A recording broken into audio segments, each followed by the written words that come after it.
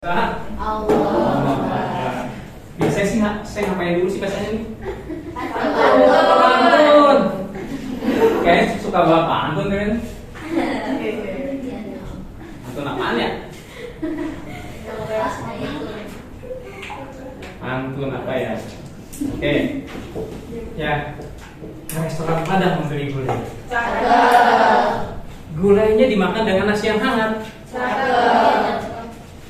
Ayo pelajar kita mulai. Semoga kalian tetap semangat. Mau pantun lagi ya? Mau. Oke ya. Kak kota tua lihat museum. Ngamatin benda-benda bersejarah.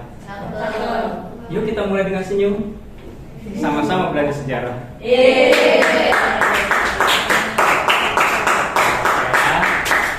Oke ya. Ya. Pekan lalu kita sudah sebelumnya kita membahas tentang kerajaan-kerajaan Hindu Buddha di Indonesia. Sekarang bapak mau tanya nih, ya. Siapa mau tanya? Siapa yang mau tanya? Heroni. Coba Heroni. Apa sih kemarin sebabnya kerajaan Hindu Buddha runtuh?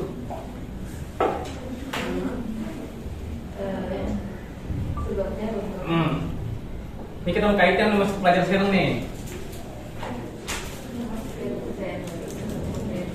Nah, ada faktor internal, ada faktor. Oke, faktor internal. Oke, konflik dalam kerajaan, apa lagi?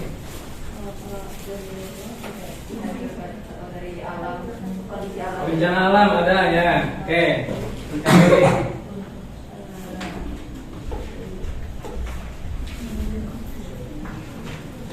Perang saudara. Oke, contohnya perang apa? Itu yang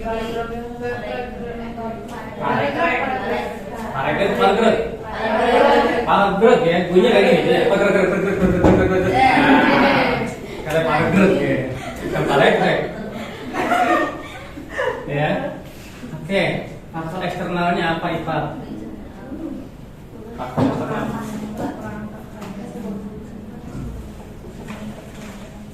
Faktor eksternalnya, ada kerajaan, satu lagi.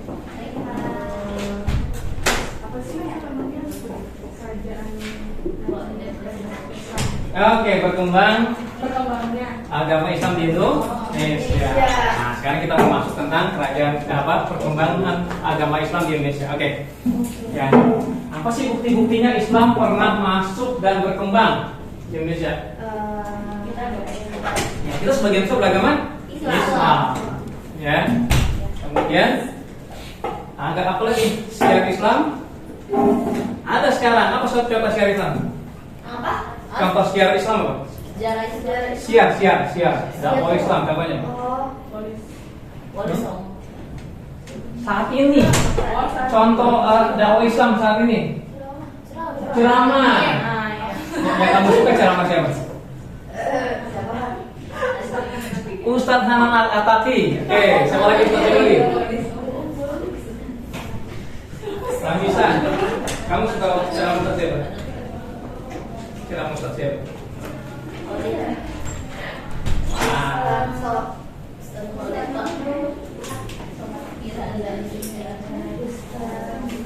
Ustadz Hadi Hidayat.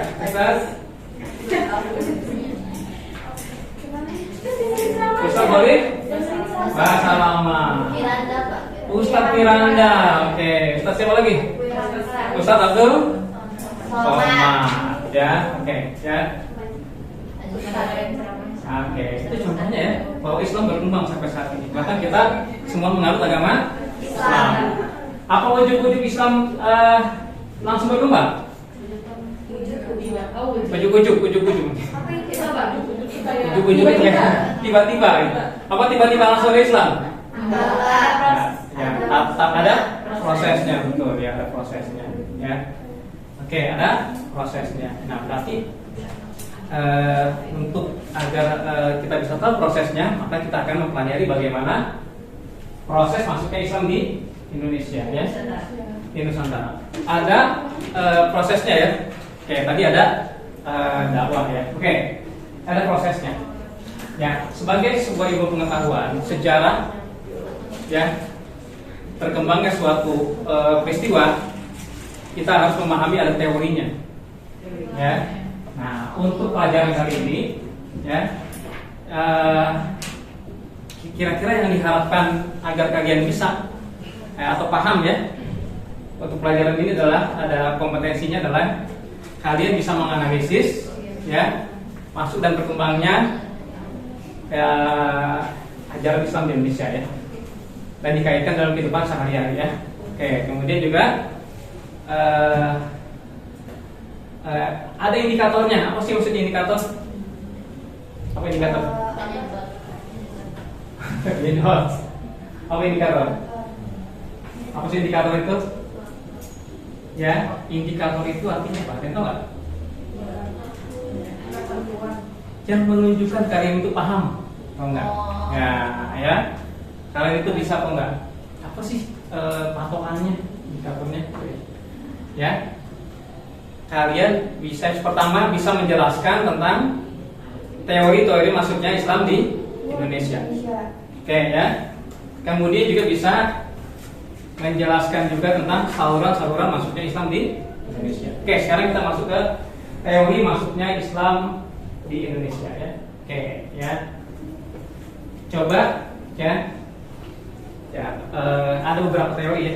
Beberapa teori kalian bisa lihat, ya. Kira-kira ada yang tahu nggak? Tadi dibaca belum? Intinya? Modulnya, modul 3.7. Lagi buka. Oke, coba apa aja teorinya? Teori apa aja coba? Teori Gujarat, apa lagi? Teori Persia. Teori Mekah. Teori India, Bangladesh, kemudian teori Cina. Oke, sekarang saya tanya tentang teori Gujarat. Apa tuh?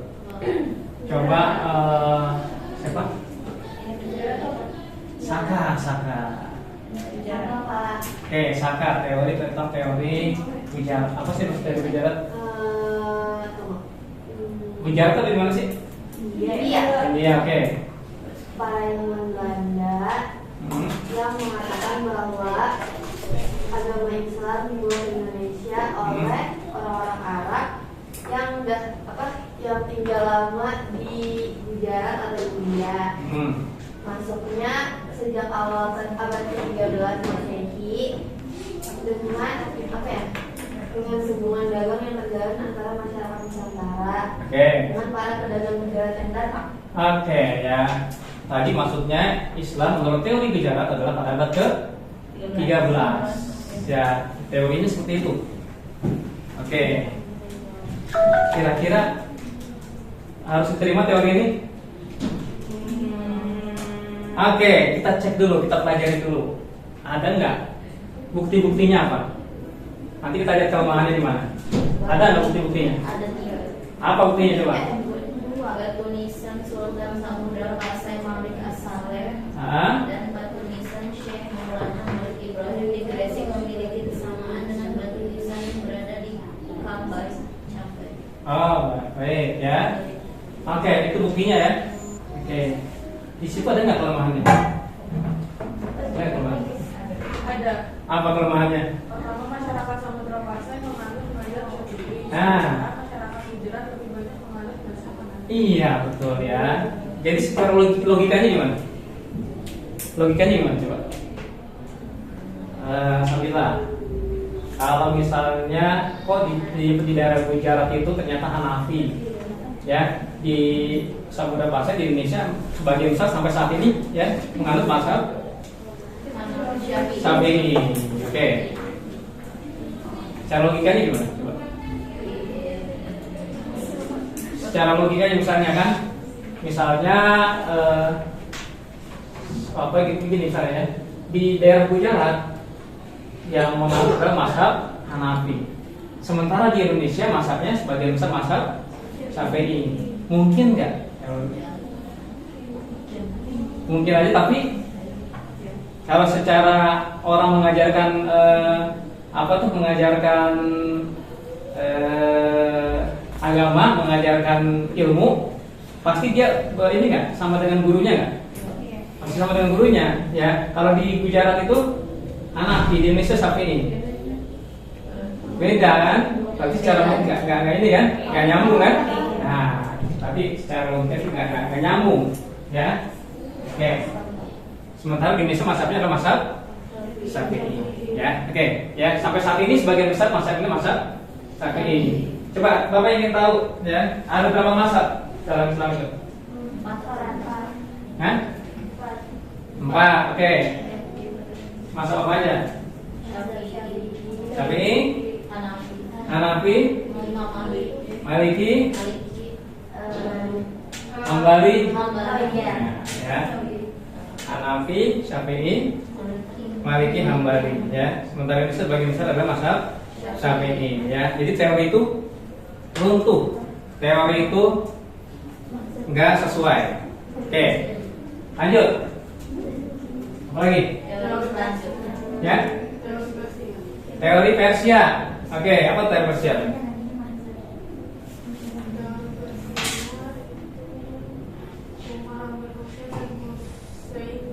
Jadi dengar.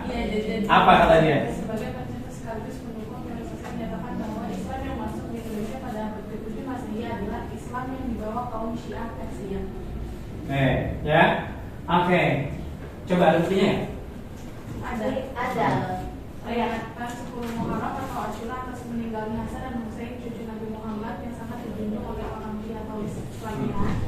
Di Sumatera Barat tindakan tersebut disebut dengan upacara tablik atau tabut, sedangkan di Pulau Jawa ditandai dengan pembuatan bumbu syurok. Yang ketiga, kesamaan ajaran sufi. Yang keempat, penggunaan istilah Persia untuk menuju huruf Arab.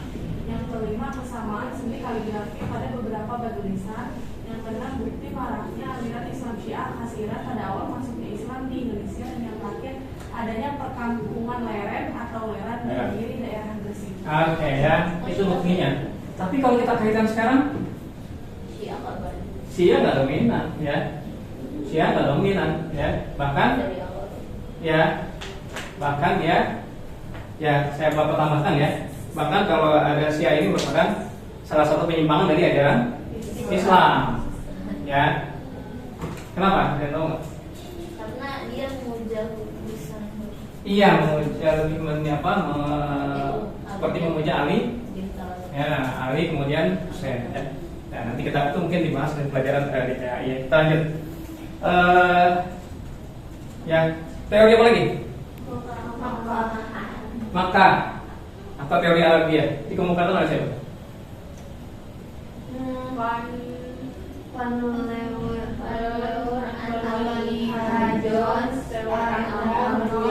Buya Hamka, oke. Indonesia ini kita apa? Buya Hamka, oke. Apa? Ada filmnya ya? Ada. Apa tuh filmnya? Hah? Buya Hamka itu ulama produktif, ya, mengarang banyak buku. Ada yang tahu nggak buku apa itu? Ada yang diangkat ke layar lebar. Ada yang diangkat ke layar lebar. Buku apa? Karena ayat cinta kan? Itu mah Rahman. Ada yang tahu nggak? Betul, tenggelamnya kapal Panderwich. Tenggelamnya kalau Kalian mah paling bintang filmnya aja. Aku tahu filmnya aja. Menarik Pak salah. Iya Pak. Apa lagi? pelajaran Hah? Awalnya itu nggak? Di bawah lindungan Apa? Oke, ya itu dari sekian karya dari Profesor Hamka, ya. Singkatannya ada nggak singkatannya? Hamka. Singkatan itu apa itu? Singkatan apa Hamka itu? Haji Abdul Malik Karim Amrullah. Oke, sekarang apa teorinya? Hamka. Teorinya Ulama besar ya? Teorinya Udah meninggal. oleh musafir Arab yang memiliki semangat untuk menyebarkan Islam ke seluruh belahan dunia. Oke, pada abad keberapa? 7. Pada abad ke-7. Kita pernah membahas tentang kerajaan apa di abad ke-7? Kerajaan apa yang berkuasa di Selat Malaka? Yang di Selat Malaka di Palembang. Sriwijaya. Apa bukti Sriwijaya? bukti adanya kemarin berita dari Arab? Hah? Adanya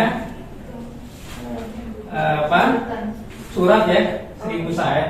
Surat Raja Sriwijaya dengan ya penguasa Arab di sana. Ya. Oke, penguasa Arab ya. Tepatnya sebenarnya ada surat dari Muawiyah ya ke Raja Sriwijaya ya. Itu ada di museum. Ada di museum Oxford ya. Oxford gimana di Inggris? Oxford. Iya, Oxford. Wow. Ya. Cuma tulisan dari Muawiyah itu sudah hampir nggak baca. Yang paling dibaca adalah tulisan dari Umar bin Abdul Aziz pada masa pemerintahan Umar bin Abdul Aziz. Cuma saya juga lupa bahasa apa itu ya. Tapi ada di situ ya.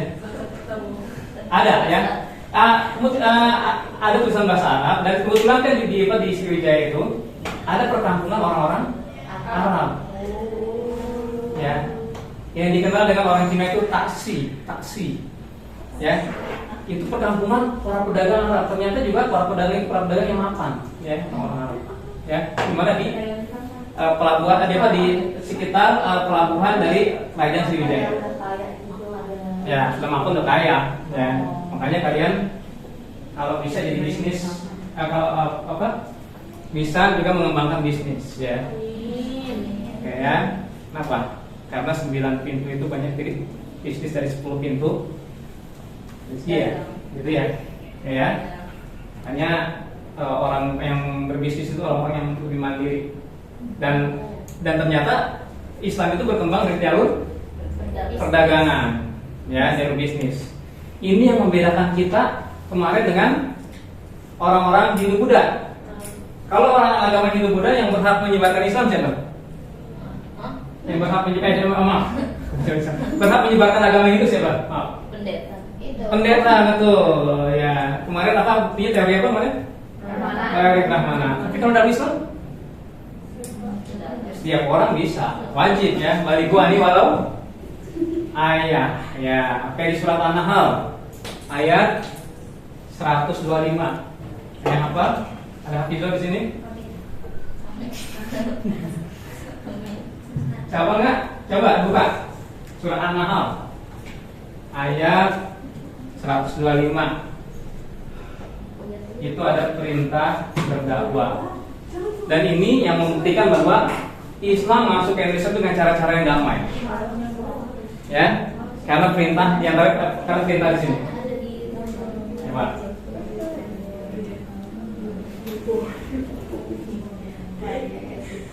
Coba. Baca Bin.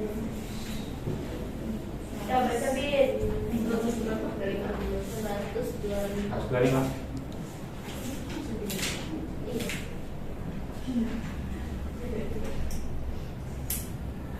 Alhamdulillah minasyaitonir rajim. Bismillahirrahmanirrahim. Betul. Ila rabbika ila sabili rabbika bil hikmah wal mau'izatil hasanah. Ya. Apa artinya? Artinya apa artinya?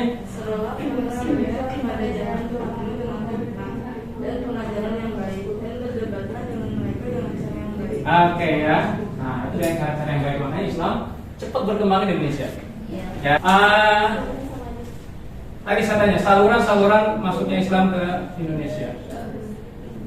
Atau tadi cara ya masuknya Islam ke Indonesia.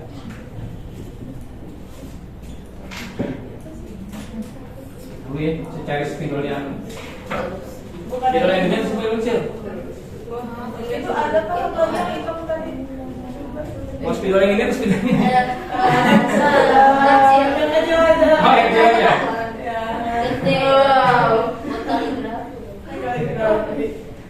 Ya. Oke ya. Yang pertama apa? Perdagangan. Oke, dari jalur perdagangan. Ya itu kan gambar bisnis itu baunya. Oke. Ya, oke. Siapa question name? Saka. Oke, dari jalur perdagangan, ya. Ya, oke. Islam masuk melalui jalur perdagangan. Ya. Oke ya, dia perdagangan. Berarti dia masuk jalur perdagangan.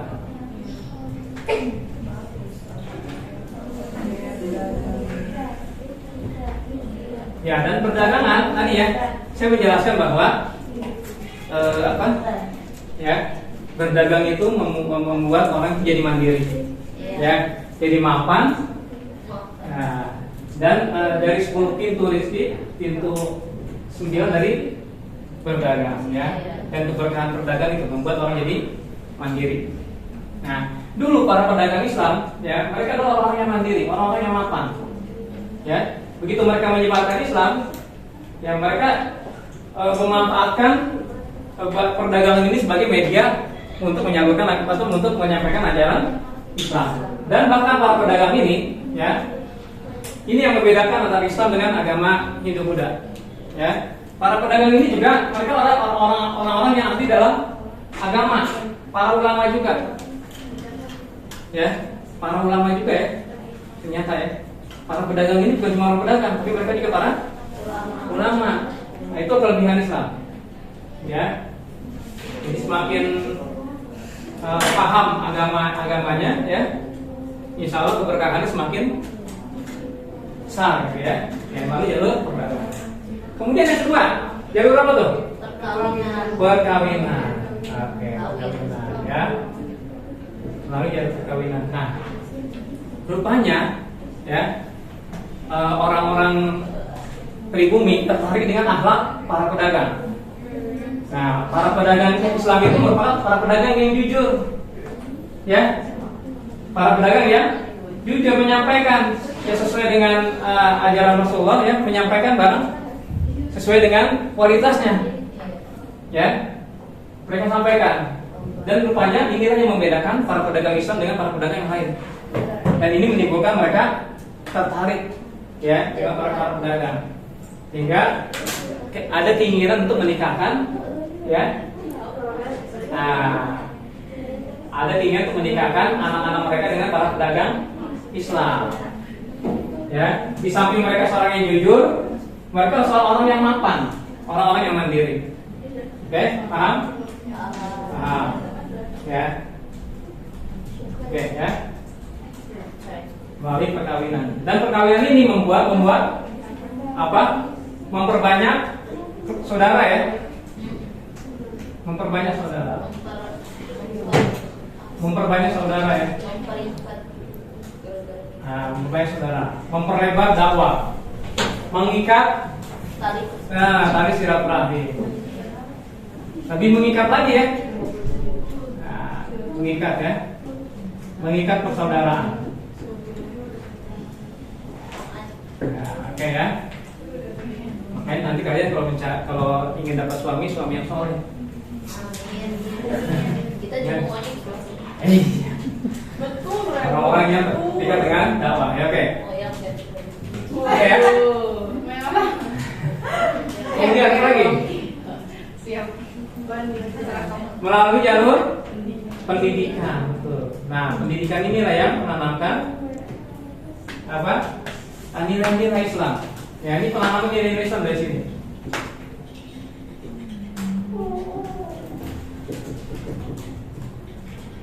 Oke, ya, penanaman nilai-nilai Islam. Oke, ya. Oke. Apa contoh saat ini yang ini juga untuk mengkader, ya, mengkader kaderisasi ulama. Apa contoh pendidikan model sekarang nih? Pesantren contohnya, ya, pesantren, boarding school, ya. Sebenarnya juga kalian juga di sini ditanamkan nilai-nilai Islam. Sekolah Ya. Islam. Iya, sekolah Islam, ya, masuk sekarang sekolah Islam, ya, pesantren.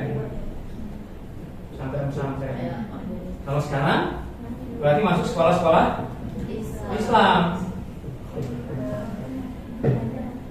Ya, apa lagi? Kesenian, betul. Contohnya apa sih kesenian? Wayang. Oke. Wayang. Sunan siapa tuh? Ya, Sunan Kalijaga, betul. Contohnya Sunan Kali biasa. Kalijaga ya. Sunan Kalijaga ya. Oke, Sunan Kalijaga ya. Oke. Sunan Kalijaga menyampaikan wayang ya. Dan ternyata ini merupakan pertunjukan animasi pertama. Ya. Ini adalah pertunjukan animasi pertama dalam sejarah. Ya. Pertunjukan animasi pertama. Kayak sekarang kan orang suka juga nonton film animasi kan? Nah, pada saat itu medianya adalah orang suka dengan wayang, ya. Kalau sekarang mungkin wayang itu sekarang mungkin Instagram kali ya, atau apa tuh? Atau mungkin TikTok kalau sekarang, ya. Digemari waktu itu ya. Makanya salah satu cara dakwah adalah bagaimana bisa memanfaatkan ya media-media yang digemari oleh audiens, ya.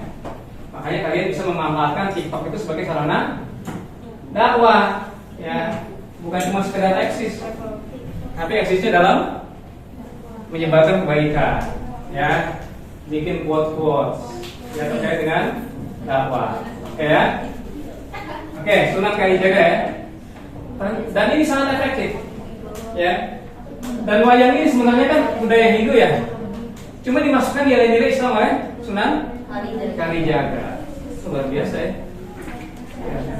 Dan kita ini para wali ini luar biasa, ya. Artinya kalau dihitung amal jariah mereka menyebarkan Islam, ya, itu luar biasa ya. Apalagi Lagu-lagu